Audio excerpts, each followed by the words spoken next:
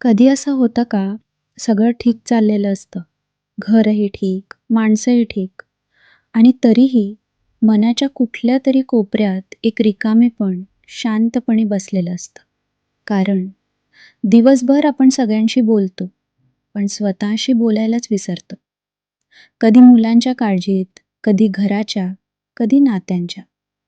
आणि या सगळ्या गडबडीत आपलीच स्वप्न, आपल्याच इच्छा हळूहळू आवाज कमी करत जातात. मग एक दिवस अचानक जुना एखादा फोटो दिसतो आणि आपण स्वतःलाच विचारतो, ही मुलगी कुठे हरवली? ती जी मोठी स्वप्न बघायची, मनमोकळं हसायची, कारण नसताना आनंदी व्हायची, ती अजून आहे का माझ्यात? हो, ती अजून आहे. फक्त ती तुझी वाट बघते.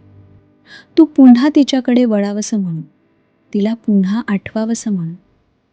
कारण खरं सांगायचं तर तुला कोणीतरी वाचवायला येणार नाही. कोणीतरी येऊन तुझी किंमत सांगणार नाही. एक दिवस तुलाच आरशात बघून म्हणावं लागेल, मी स्वतःला पुन्हा निवडते. हो, जगाची काळजी घे, घराची काळजी घे, तुझ्या माणसांची काळजी घे. पण त्या यादीत तुझं नाव शेवटी नको ठेवू. कारण जे झाड सगळ्यांना सावली देतं, त्यालाही कधीतरी पाण्याची गरज असते. आणि तूही माणूस आहेस. तुला थकण्याचा अधिकार आहे, रडण्याचा अधिकार आहे, विश्रांती घेण्याचा अधिकार आहे आणि पुन्हा सुरुवात करण्याचाही अधिकार आहे. म्हणून आज फक्त एक निर्णय घे. उद्या आयुष्य बदलायचं नाही.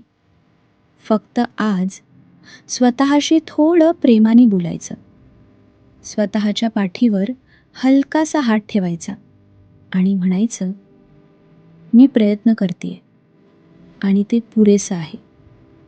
कारण कधी-कधी आपल्याला पुढे जाण्यासाठी प्रेरणेची नाही, तर स्वतःला माफ करण्याची गरज असते. आणि ज्या दिवशी तू स्वतःला माफ करशील, त्या दिवशी तुला कळेल, तू हरवली नव्हतीस. तू फक्त सगळ्यांची काळजी घेताना स्वतःकडे यायचा रस्ता विसरली होतीस. आज तो रस्ता पुन्हा शोध.